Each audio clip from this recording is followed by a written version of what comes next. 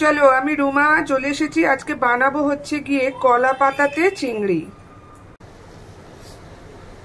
নারকেল, নুন, হলুদ দিয়ে সর্ষে, নারকেল, কাঁচা লঙ্কা সব একসাথে বেটে নেব। বানাবো হচ্ছে গিয়ে কলা পাতায়। এখন কলা পাতাগুলোকে একটু ধুয়ে পরিষ্কার করে নেব। খালি আমি নারকেল, সর্ষে, কাঁচা লঙ্কা, নুন, হলুদ দিয়ে একবারে শিলে বেটে নিচ্ছি। আপনারা চাইলে মিক্সিতে বেটে নেবেন। বাইরে খুব বৃষ্টি পড়ছে। কমপ্লিট হয়ে গেছে বাটা।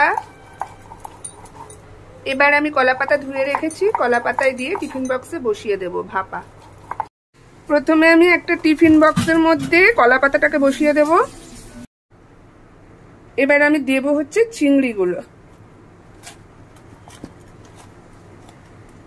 আর দিয়ে দেব আমি হচ্ছে বাটাটা।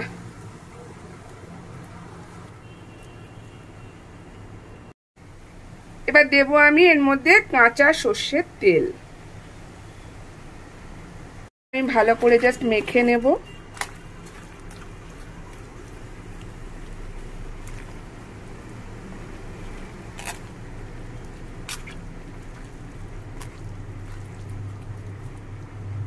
দিয়ে দেব কটা কাঁচা লঙ্কা, মানে যার দরকার লাগবে সে আর কি মেখে মেখে খাবে, ওই জন্য আমি চিড়ে দিইনি, কারণ বাচ্চারা খেতে পারে না বেশি ঝাল হয়ে গেলে।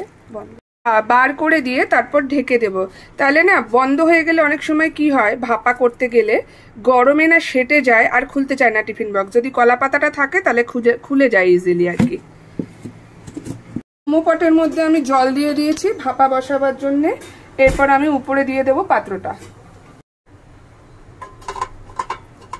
দিয়ে দিয়েছি।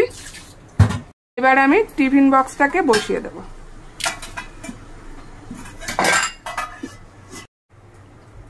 এবার আমি ঢেকে 8 ঘন্টার জন্য ছেড়ে দেব। রেডি হয়ে গেল